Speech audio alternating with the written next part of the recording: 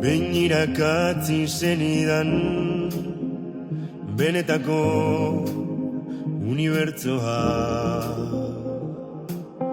kanpora edatzen ez dela eta barnera handitzen omen dela. Gauza txiki eta arruntenak ezoikoak bilakatzen gaituztela. Gauza txiki eta arruntetan kabitzen dela unibertsoa.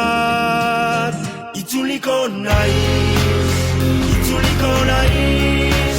barnean dara bada korapioa desegiten dudanean.